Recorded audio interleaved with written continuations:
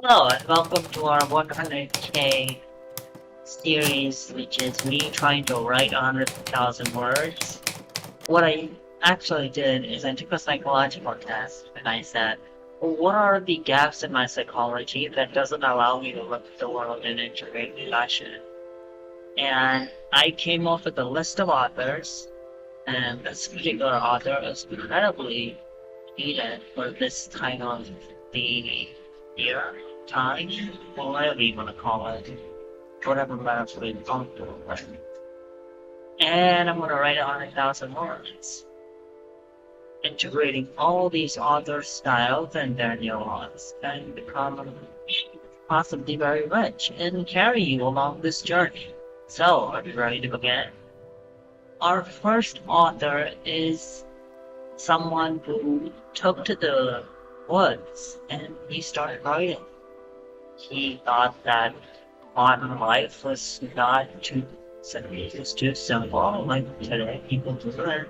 He really believed in the fact that people are living in concrete jungles and not like real jungles where they can appreciate the future and all the complexities that come with it. You like the sound of waterfall than, cars. He was not a fan of Henry David. His name is very close to it. It's Henry David Thoreau. You must have known him from stuff like The Order, which was one of his best work. He's called a transcendentalist, philosopher, and abolitionist who made significant contributions of thought and literature. The world and stuff I talked about. They care about self-sufficiency, like having a deep connection with nature, finding the beauty and meaning and the mundane aspects of real life. Sounds like a guy with a microscope and everything he looked at. Yeah, who knows how many worlds you break apart in today's world. You just saw someone with a microscope going everywhere. Yeah, he had that kind of attention. He cared about that kind of attention.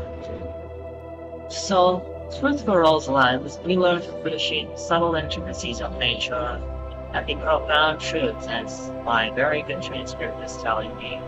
He told us to pause, reflect. Sounds like a really, really, really old guy for this page. That's like one really equals 10 years. If you want to really give them that. So, in my journey to Thoreau's work, I tried to discover a unique way. Blend art and narrative, allowing complex social issues which are usually uncomfortable to say, and weave them into dialogue, sometimes pictures, sometimes discourse. I don't know, you're gonna have to find out in the next 3 excerpts. Sure. Echoes of everything.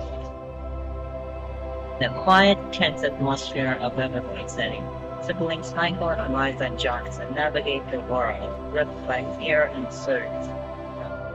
They honor their parents' legacy at every time, moving, vowing, carrying on their values of community and convention. Bow down. As Eliza works tirelessly as a doctor of St. Mary's Hospital, Michael, a detective, uses his creativity to bring comfort to patients. They're overwhelmed by a mysterious virus, which turns out is supposedly man-made also, but you don't know about that. And, well, who is trying to discover what that is? The who's also trying to cure patients of this virus. The other guy, who knows? Then there's 2 young women, Lily and Maya, arrive at crucial information about the virus and Lily's mother. Listening research with the siblings, bring in action. Together with a dedicated team, they analyze the data, develop a viable antigen, and ultimately save their community from the brink of disaster. As the city begins to heal, the Johnsons and their new friends find themselves with their background, symbolizing resilience and beginnings.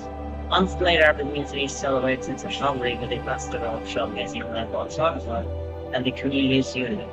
This story culminates in a powerful moment of reflection, where Michael realizes that the research found in connection and hope.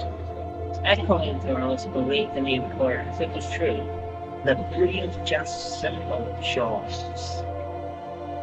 It's a contrast. Big, dark thing that could have not been simple joy.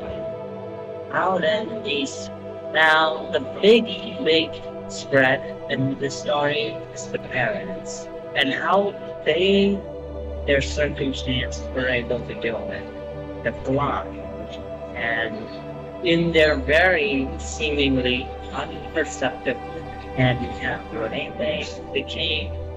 they sort of gave perception to people really needed. To the more perceived ones, like more people. And that's Thoreau sort of saying, hey, look, I'm in nature. I may not look much, but I'm more perceptive. It's kind of like you trying to get it. Well, you'll see when you read the whole story and it's go on. Silent dialogue. This guy is my boss. He's a mute artist. His translator is Jim, and they navigate a world where communication transcends. Set against the backdrop of the city in turmoil, this story expresses themes of artistic expression and civil disobedience, the power of non-verbal communication. I'll tell you what that means. It's just in my translator, but you'll get the good stuff. Buzz is the troupe of performers in creating a unique art piece that combines dance, music, and visual art. The spread? They're very talented. This guy can't speak or move. Well, he doesn't snap, and he gives, visual nods. And for some reason, that non-verbal space of 97% is really something that these dancers recognize. Which most people don't, and that's why they're talented people. So the rehearsals are interrupted by a hostage situation on the floors in a stadium where armed gunmen show up and they are like, hey, stop. And instead of Buzz trying to mute off, and he decides to perform for them through form of negotiation. Performance initially seems to fail. A series of emotional events that have a much deeper plot than the next time they meet. Buzz and his team devise a new performance which allows them to neutralize the threat, culminating in a public demonstration that not only disarms explosives, but also leads to peaceful surrender of the government. So it concludes with a reflection of the power of the art which divides, fostering understanding and leading change, and growing Thoreau's principles of peaceful resistance and the transformative power of individual action. Mirror within. This introspective tale follows a journalist with a secret double life as a liaison between superheroes and their families. Very bad. The really real story will read books. That's good television, or film, or thrust into this high-stakes game of puzzles and revelations, the protagonist must navigate a treacherous landscape. Personal secrets and public safety hang with the balance. He gets kidnapped. As a mysterious entity spreads through the city, taking various forms, hero faces and crafts with increasingly complex riddles, each solving a superhero identity problem. So, in shorter terms, there's a clip that you shouldn't see, and there's a puzzle that sort of avoids us seeing the full clip. Just sort of tease it, and then there's a puzzle. If you solve the puzzle, that's your legacy, that kind of thing. Very sus for his journalist life, and also his superhero life that he supposedly is in the making. This story explores the theme of trust, sacrifice, and blurred lines with secrecy and transparency.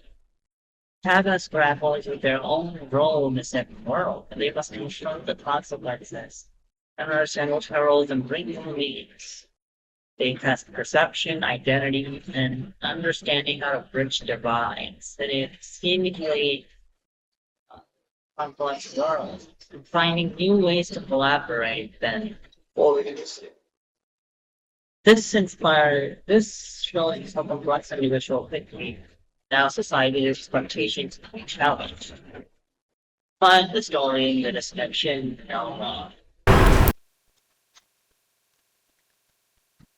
Thank you for tuning into this episode. As we wrap up, here's a thought-provoking quote that teases the next author. A book must be the axe for the frozen sea within us. Try and guess it. Until next time.